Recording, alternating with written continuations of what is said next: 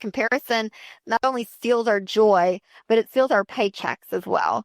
Because we end up spending, god awful amounts of money to keep up a lifestyle that we think everyone else is living, but we're missing out on.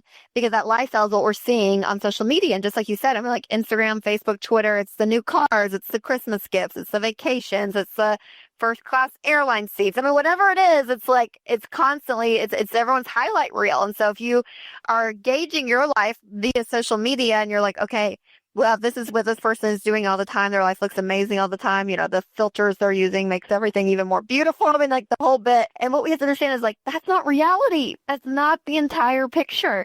And again, going, after years of research and studying this topic of money, I know that people are struggling with money. So I see a brand new kitchen that's redone, with granite countertops and new lights and like, that's what I see on Facebook. It's like Joanna Gaines went in and waved her magic wand. And it's like, it's beautiful and it's a redone kitchen. But I know on the back end how many remodels homes do that take out a second mortgage.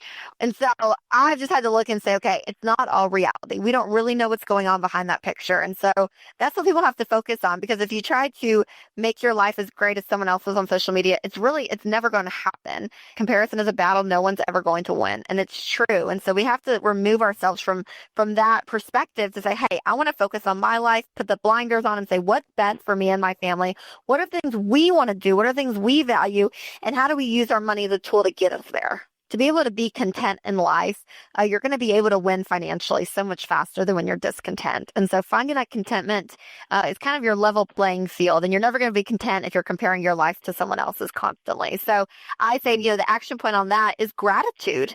And that word embodies so much. But I have found in my own life that when I'm grateful and my heart is filled with gratitude, there is no room for discontentment and comparison. And so start there and just be like, you know what, I started a gratitude list on my phone. And so every morning I try to type down just 2 things I'm grateful for. And it's such a good exercise for me to really start, my day and really my perspective on this idea of, okay, hey, I'm great. Here's all the things I'm grateful for. I'm going to start there. And then from there you can build. And so another habit is, make a plan for your money. You have to be the one controlling your money, not your money controlling you.